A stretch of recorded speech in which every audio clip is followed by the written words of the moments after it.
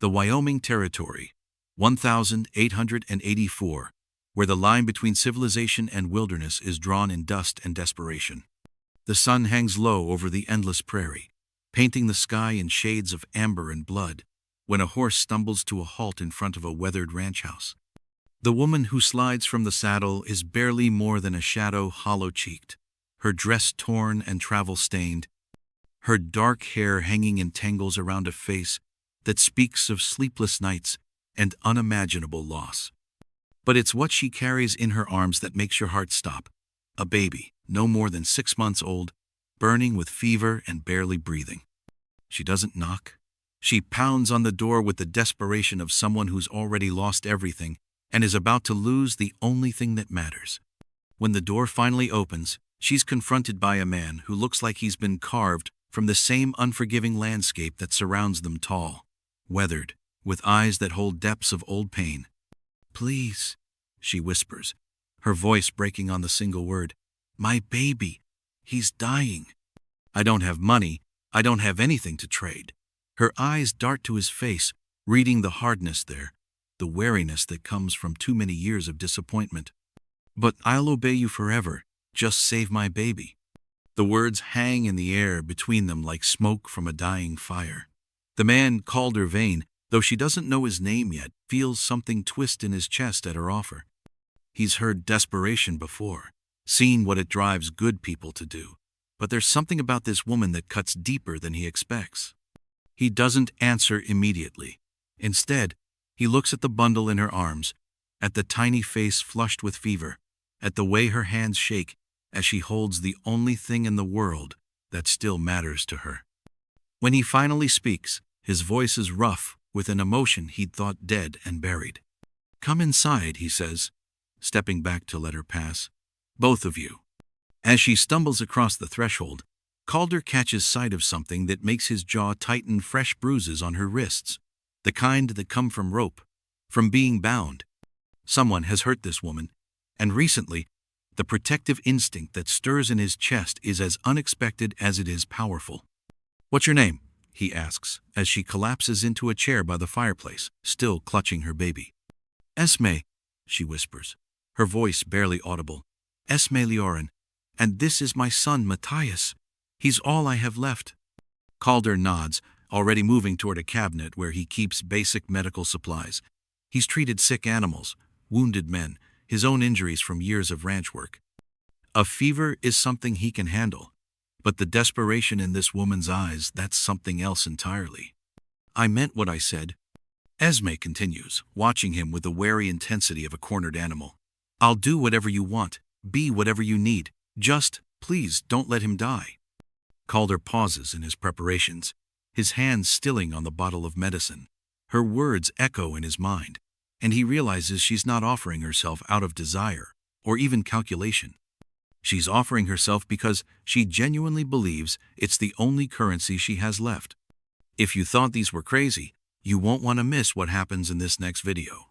As Calder cools the baby's fever, Esme's story spills out in fragments. Her husband, Marcus, died 3 months ago in a mining accident, leaving debts that his family claimed could only be paid with his widow's servitude and his son's future. "They said Matthias belonged to them," she explains, voice hollow, "that he was their blood, their property. They wanted to raise him as their own and had plans for me." The haunted look in her eyes tells Calder everything. The baby's fever is high but treatable. Something about this tiny life fighting for breath awakens memories Calder spent years burying. His own child, lost before birth. His wife, Maria, who died bringing their son into the world. "How long have you been running?" Calder asks, applying a cool cloth to the baby's forehead. 2 weeks. Maybe more. Time doesn't mean much when you're just trying to survive until sunrise. Calder nods, understanding that desperation. He's lived through his own version the long nights after Maria's death, when morning seemed cruel, when every breath felt like betrayal. "They're not good people," Esme continues. "Marcus's brothers. They have money, influence, connections that reach further than a woman like me can run." "They won't find you here," Calder says with quiet certainty. "Not on my land." Esme looks at him with surprise, as if kindness is a forgotten language. You don't know what you're saying. They'll come with lawyers, with men who know how to make problems disappear. This is my ranch. My rules, Calder interrupts, his tone firm but not unkind. And my rules don't include letting people hurt children or terrorize women. The baby's breathing begins to ease as the fever slowly breaks. Esme's shoulders sag with relief so profound it's almost physical. She hasn't slept properly in weeks, hasn't eaten a full meal in longer. I should warn you, she says, voice slurring with exhaustion. I'm not good with gratitude. I don't know how to repay kindness anymore. I only know how to survive. Calder looks at her, really looks, and sees not just exhaustion and fear, but strength underneath. This woman has been running for weeks with a sick baby, has faced down men who would have broken lesser people. Maybe survival is enough for now, he says quietly. Esme wakes before dawn, her body trained by weeks of running to never sleep deeply. Instead of hard ground, she finds herself in a real bed with clean sheets. For a moment, she's disoriented. Then she remembers. The fever, the desperate ride, the man who answered her plea. She sits up quickly, panic fluttering. Where is Matthias? She finds them in the kitchen, Calder, at a wooden table, her baby cradled in his arms, both quiet in the pale morning light. The fever has broken completely, and Matthias is sleeping peacefully. He's beautiful, Calder says without looking up. Looks like he's got his mother's eyes. Esme approaches cautiously, still waiting for the other shoe to drop, but he simply hands her the baby and steps back. You must be hungry, Calder says, moving to the stove where coffee brews. There's eggs, bacon, some bread. The offer of simple, unconditional food nearly breaks her composure. When was the last time someone offered her a meal without expecting something in return? I can cook, she says quickly, hands tightening on Matthias. I can clean, mend clothes, tend animals. I'm not useless. Calder pauses, something shifting in his expression. I'm sure you're capable, he says carefully, but that's not why I'm offering breakfast. I'm offering because you're hungry, and you've been caring for a sick child. Esme stares at him, trying to understand the trap. But there's nothing hidden, just a man making breakfast for a woman and child who need it. I don't understand, she says finally. What you want from me, what this costs. Men don't just help without expecting something. Calder sets down the coffee pot and turns to face her. Maybe the men you've known, he says quietly. But I'm not asking for anything except that you let me help, that you stop looking at me like I'm going to hurt you. The words hit her like a physical blow because she realizes he's right. She has been looking at him like he's a threat, waiting for him to reveal his true nature. It's so ingrained she didn't realize she was doing it. I'm sorry, she says, voice thick with tears. I don't know how to do this anymore. I don't know how to just accept help. Calder nods, understanding flickering in his eyes. Maybe we can figure it out together, one day at a time. 3 days pass in a rhythm Esme hasn't experienced in months. Regular meals, sleep without fear, watching her son regain strength. Matthias's fever has broken completely, and he's showing his real personality. Curious, alert, with a smile that lights up his face.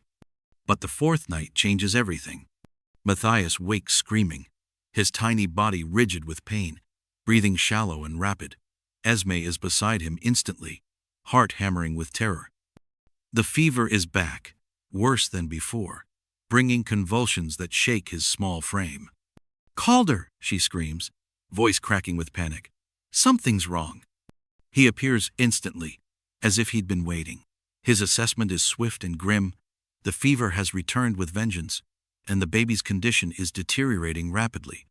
We need to get his temperature down, Calder says, already moving toward his medical supplies. What follows is the longest night of Esme's life. She and Calder work in desperate synchrony, cooling the baby's burning skin, forcing liquid between his lips, taking turns holding him when convulsions hit. Esme prays to a god she's not sure is listening, while Calder works with focused intensity. He's not going to die, Calder says during one of Matthias's quiet moments, voice firm with conviction. I won't let him. You don't know that, Esme whispers, voice raw from crying. You can't promise that. I'm promising it anyway, Calder replies, meeting her eyes. Because some promises are worth making even when you can't guarantee the outcome. As dawn approaches, something miraculous happens. The baby's breathing eases, his color improves, and his temperature begins to drop. Not quickly, but steadily, as if his tiny body has finally remembered how to fight. When Matthias finally opens his eyes and looks at his mother with recognition, Esme collapses into sobs, not of despair, but of relief, so profound it feels like resurrection. He's going to be all right, Calder says, his own voice thick with emotion. He's going to be just fine. Esme looks at this man who spent the night fighting for her son's life, who's made impossible promises and somehow kept them. For the first time since Marcus died, she feels something other than desperation. Why? She asks, the question burning in her chest finally finding voice. Why did you do this? Why did you care? Calder is quiet for a long moment, hands gentle as he checks the baby's pulse. Because I couldn't save my own son, he says finally, but maybe I could save yours. Then Esme understands this isn't about her. It's about redemption, about second chances, about the possibility that broken people can still do good. Thank you, she whispers, meaning it more than she's ever meant anything. The next morning brings unexpected confession. As Esme tends to Matthias, who's finally sleeping peacefully, she notices Calder by the window, staring at the prairie with profound sadness. Tell me about your son, she says quietly, settling beside him. Calder is silent so long she thinks he won't answer. Then, slowly, the story emerges, fragments of a life that was supposed to be different. Her name was Maria, he says, voice barely above a whisper. We'd been married 2 years, trying to start a family. When she finally got pregnant, it was like the sun had come up after the longest winter. He pauses, hands clenching. She was strong, healthy. The doctor said there was no reason to worry. Esme waits, understanding that some stories need their own time. I was away when her labor started, Calder continues. A cattle drive that couldn't be postponed. She was supposed to have another month. But the baby came early, and there were complications. By the time I got back, his voice breaks. By the time I got back, they were both gone. The pain in his voice is so raw that Esme realizes this isn't old grief, it's fresh, bleeding, the kind that never heals. How long ago? She asks gently. 3 years. 3 years, 2 months, and 16 days. He laughs without humor. I used to count hours too. Minutes. Like if I could measure it precisely enough, I could make it hurt less. Esme nods, understanding that mathematics. She's done her own counting since Marcus died. I blamed myself, Calder continues. Should have been there. Should have gotten her to the doctor sooner. Should have done 1,000 things differently. But you couldn't have known, Esme says softly. Number. But knowing that doesn't make it easier to live with. He reaches into his shirt and pulls out a simple gold ring on a leather cord. This was hers, her wedding ring. I've worn it every day since she died, like some kind of penance. Esme stares at the ring, seeing not just gold but the weight of grief it represents. Maybe it's not penance, she says carefully. Maybe it's love. Calder looks at her with surprise. Love doesn't save people, he says bitterly. I loved her more than life itself, and she died anyway. But love is what made you stay up all night saving my son, Esme counters. Love is what made you open your door to strangers. Love is what's keeping you from giving up.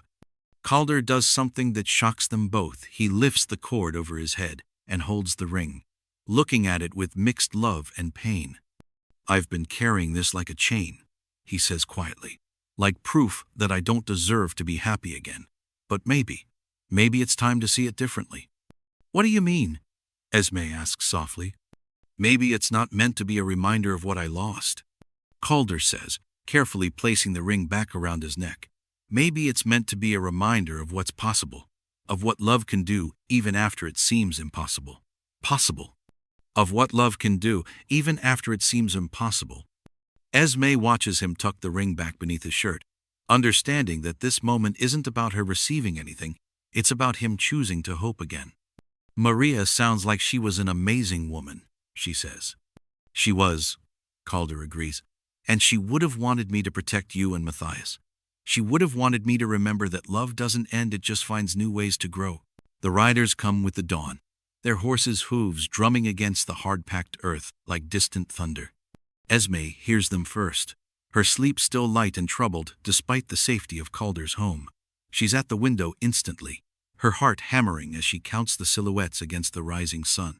3 men, well armed, moving with the confidence of people who've never been told no. "Calder," she whispers urgently, her voice tight with fear. "They're here." He appears beside her within seconds, his hair tousled from sleep but his eyes alert. One look at the approaching riders tells him everything he needs to know. These aren't neighbors making a social call. "Marcus's brothers?" he asks, though he already knows the answer. The tall one is Garrett, the oldest. He's the one who made the arrangements after Marcus died. Esme's voice catches on the words. The other 2 are hired men. They're not here to negotiate. Calder nods grimly, his mind already working through possibilities, calculating odds. "Take Matthias and go to the root cellar," he says quietly. "There's food, water, blankets.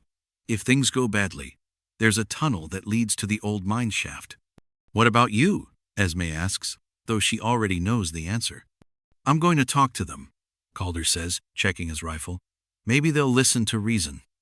But both of them know that men who track a woman and child across hundreds of miles of wilderness aren't interested in reasonable conversation. The riders stop about 50 yards from the house, close enough to be heard but far enough to avoid immediate danger. Garrett Leorin dismounts slowly, his movements deliberate and confident. He's a big man, well-fed and well-dressed, with the kind of presence that comes from always getting what he wants. "Mrs. Lyron," he calls out, his voice carrying false warmth. "We know you're in there. Come out so we can discuss this situation like civilized people." Calder steps onto the porch, his rifle held casually but ready. "She's not available for discussion," he says, his tone polite but firm. "I suggest you move along." Garrett's expression shifts, as if he's noticing Calder for the first time. "And you are?" "The man who owns this land," Calder replies. "Which means you're trespassing." "We're here for family business," Garrett says, his voice hardening. "The woman in there is my brother's widow. The child is my nephew. They belong with us." "From what I understand, the lady disagrees," Calder says calmly. "And last I checked, people aren't property to be owned."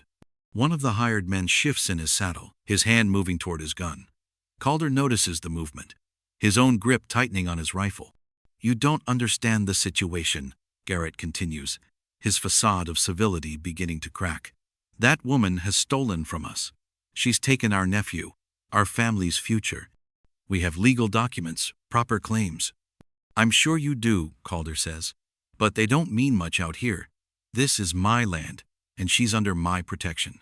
"Protection?" Garrett laughs, but there's no humor in it. "You think you can protect her from us? We have resources, connections, patience. We can wait as long as necessary." "Then you'd better make yourselves comfortable," Calder says, "because she's not going anywhere." The standoff stretches on, tension building like pressure in a boiler. Finally, Garrett remounts his horse, his expression promising future trouble. "This isn't over," he says. "We'll be back, and next time we won't be so polite." As the riders disappear into the morning haze, Calder realizes that everything has changed. The quiet life he's built, the solitude that's been his refuge, all of it is about to be shattered. But as he thinks about Esme and Matthias hiding in the cellar, he realizes something else. For the first time in 3 years, he has something worth fighting for. That evening, as shadows lengthen across the prairie, Esme emerges from the root cellar with Matthias in her arms, her face pale but determined. She's made a decision during the long hours of hiding. "I have to go with them," she says without preamble. "I can't let you get hurt because of me." Calder looks up from reinforcing the window shutters. "That's not your choice to make," he says quietly. "Of course it is," Esme replies, voice steady despite the fear he can see in her eyes. "I'm the one they want.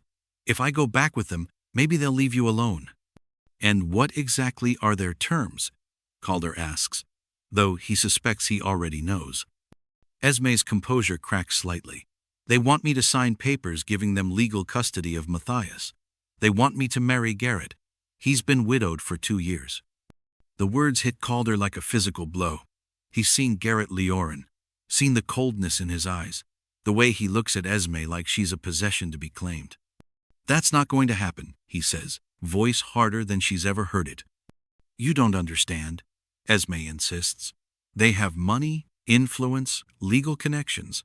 They can make your life hell if you cross them. They can find ways to take your land, your livelihood, everything you've built here." "Let them try," Calder says, turning back to his work. "I've lost everything that mattered to me before. I can survive losing everything else." "But why?" Esme asks, voice breaking. "Why would you risk all of this for us? We're nothing to you, just strangers who showed up on your doorstep." Calder pauses in his work, hands stilling on the wooden slats. When he speaks, his voice is soft but certain. "You're not nothing," he says. "That boy's laughter yesterday morning when he was playing with the wooden horse I carved, that's not nothing. The way you hum while you cook, the way you've started reading to him, that's not nothing either." He turns to face her fully, and she's startled by the intensity in his eyes. "You've brought life back to this house, Esme. For 3 years, it's been nothing but a tomb where I go through the motions of living. But now, it feels like a home again." Esme stares at him, tears streaming down her face.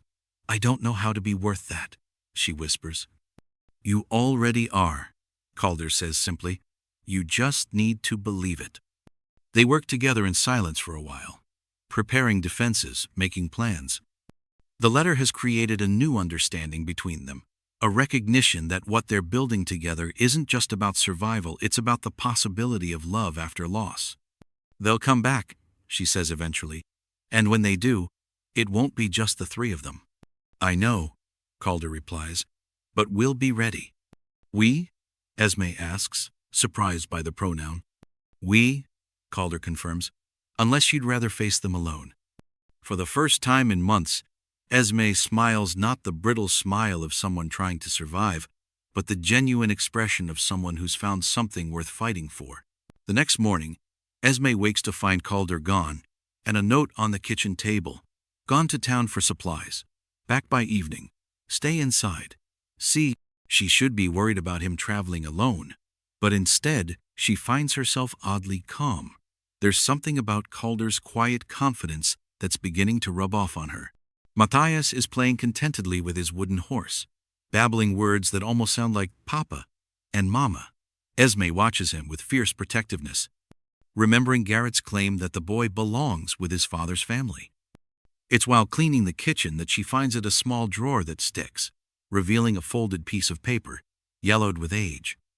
Esme knows she shouldn't read it, but her curiosity overcomes her better judgment. The handwriting is feminine, graceful. "My dearest Calder, if you're reading this, then I am gone and you are struggling with how to live without me. I want you to know that I am not angry, not disappointed, not blaming you for whatever happened. I am only sad that our time together was cut short. I know you will blame yourself. It's in your nature to carry burdens that aren't yours to bear. But I need you to understand that loving me, being loved by me, was the greatest gift of my life. If something happens to me, it's not because you failed. Please don't let my death be the end of your story. Please don't let grief become your only companion.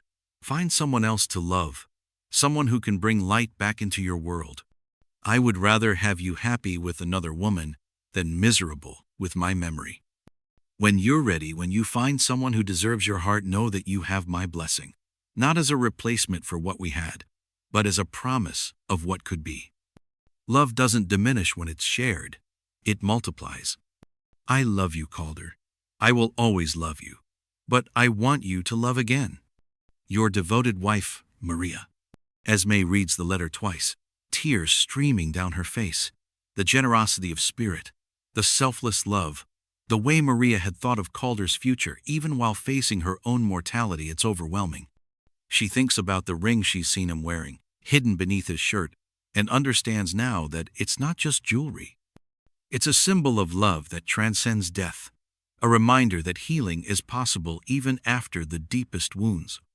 When Calder returns that evening, his arms full of supplies and his face grim with news from town, He finds her sitting at the table with the letter in her hands. "You found it," he says, voice carefully neutral. "I'm sorry," Esme begins. "I know I shouldn't have read it, but—" "Don't apologize," Calder interrupts, setting down his supplies. "She would have wanted you to read it. She would have wanted you to understand that healing isn't betrayal." "She sounds like she was an incredible woman," Esme says softly. "She was," Calder agrees, unconsciously touching the chain around his neck. "And she was right about second chances. She was right that love doesn't end, it just finds new ways to begin." The dawn breaks gray and ominous, heavy clouds promising storms. Esme wakes to the sound that's haunted her dreams, the thunder of approaching hooves, the jingle of spurs. Men who've come to finish what they started. They come at dawn, not 3 men this time, but 7, armed and determined. Garrett Leorin leads them, his face set in grim resolve, flanked by hired guns who look like they've never met a problem they couldn't solve with violence. Esme watches from the reinforced window as they spread out around the house, cutting off escape routes. Her heart hammers, but the paralyzing fear has been replaced by something else, a cold determination to protect what she's found here. "Remember what we talked about," Calder says quietly, checking his rifle. "If things go bad, take Matthias and get to the tunnel. Don't look back." "What about you?" Esme asks, though she already knows the answer. "I'll buy you time," Calder says simply. "As much as I can." Garrett's voice cuts through the morning air like a blade. "This is your last chance, Callahan. Send out the woman and child, and we'll leave you in peace. Keep protecting them, and we'll take them anyway." Calder steps onto the porch, rifle ready. "Same answer as before," he calls back. "They're under my protection." "Then you've chosen death," Garrett replies coldly. "So be it." The first shot comes from one of the hired guns, splintering wood near Calder's head. He dives for cover as the house erupts in gunfire, windows shattering, bullets thudding into walls like deadly rain. But Calder isn't the silent rancher anymore, he's the soldier who earned a Medal of Honor. He moves with lethal precision, his shots finding targets with devastating accuracy. The first gunman falls within minutes, clutching his shoulder. The second drops his weapon and runs. The others begin to realize they're not dealing with an amateur. "He's got military training," one shouts to Garrett. "This isn't some farmer." "I don't care," Garrett snarls back. "I want that woman and child." The battle rages for what feels like hours but is probably only minutes. Calder uses every advantage, his knowledge of terrain, his prepared positions, his superior marksmanship. But he's outnumbered, and eventually, his luck runs out. The bullet catches him in the shoulder, spinning him around and sending him crashing behind an overturned table. Blood seeps through his shirt, his left arm useless. "Calder!"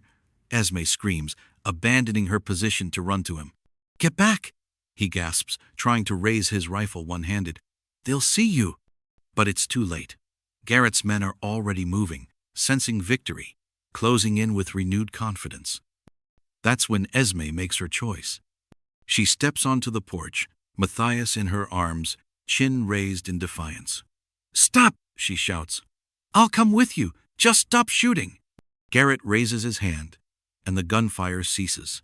"Finally," he says, satisfaction evident. Some sense. But Esme isn't done.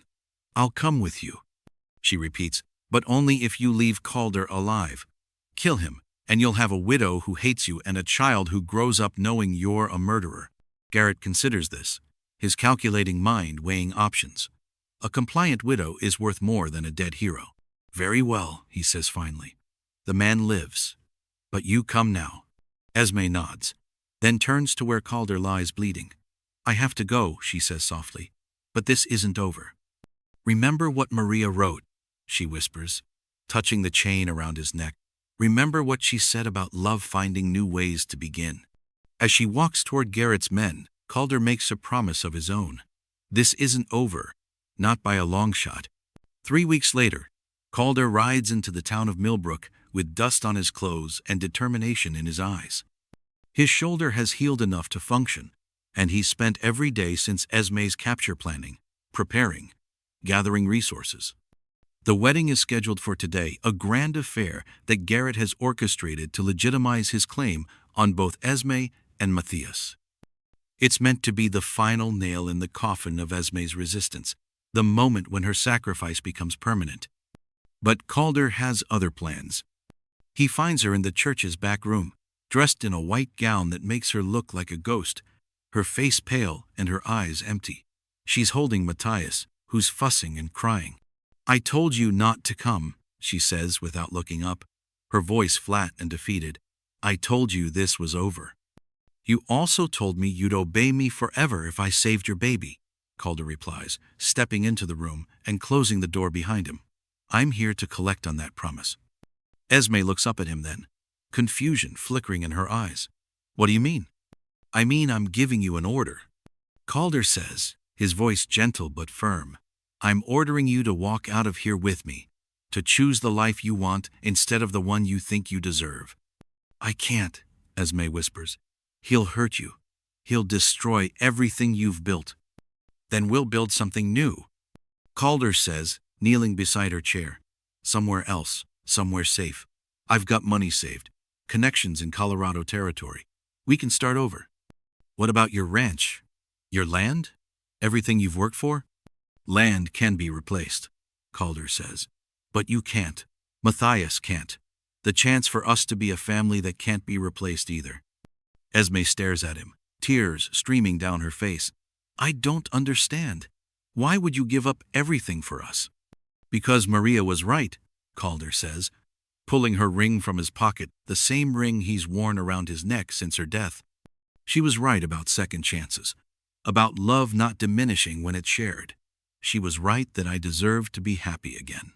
He holds the ring out to her, not as a replacement for what he'd lost, but as a promise of what they could build together. "This isn't about obedience, Esme. It's about choice. It's about choosing to fight for something good instead of just surviving something bad." The church bells begin to ring, signaling that the ceremony is about to begin. In minutes, Garrett will come looking for his bride, and their window of opportunity will close forever. "I'm scared," Esme admits. "So am I," Calder says. "But I'm more scared of losing you than I am of whatever comes next."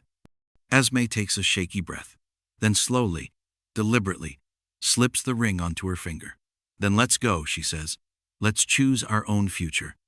They slip out the back door of the church as the congregation gathers inside, Calder helping Esme onto his horse while she holds Matthias close. As they ride away from Millbrook, away from Garrett's rage and society's expectations, Esme feels something she hasn't experienced in months: hope. "Where are we going?" she asks, her arms around Calder's waist.